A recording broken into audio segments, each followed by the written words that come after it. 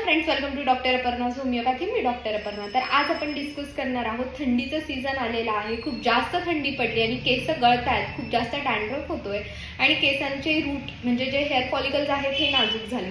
आता जसं थंडी वाढलेली आहे त्याचप्रमाणे जसं झाडांची मुळं कोरडी पडतात, झाडं वाढत नाहीत, एकदम सुके होतात, तर तसंच आपल्या केसांसोबतही होतं. आपले हेअर फॉलिकल्स नाजूक होतात, ब्रिटल होतात, इझिली तुटतात आणि डॅन्ड्रफ होतो आणि त्यामुळे केस वाढतही नाही आणि हेअरफॉल जास्त होतो. तर ह्यासाठी एक मी सोपा उपाय घेऊन आलेली आहे. तुम्हाला काय करायचं, अर्धा लिटर मोहरीचं तेल घ्यायचंय आणि त्याच्यामध्ये पुदिनाची पानं बारीक बारीक कट करून टाकायची आणि हे तेल उकळून घ्यायचंय पानं टाकल्यानंतर आणि थंड झाल्यावर हे तेल गाळायचंय. आठवड्यातनं 3 ते 4 वेळा हे तेल तुमच्या स्कॅल्प वरती छान मसाज करून यूज करायचंय आणि एक छोटा माइल्ड शॅम्पू असतो त्याने हे तेल घालवायचंय. Hair wash घ्यायचाय. तुम्हाला नक्की जाणवेल तुमच्या केसांमध्ये चमक आलेली दिसेल, हेअर बाउन्सी होतील आणि त्याचप्रमाणे डॅन्ड्रफ कमी होऊन केस पटपट वाढायला चालू होईल. अशा छोट्या छोट्या टिप्ससाठी फॉलो करा, लाईक करा आणि शेअर करा. थँक्यू.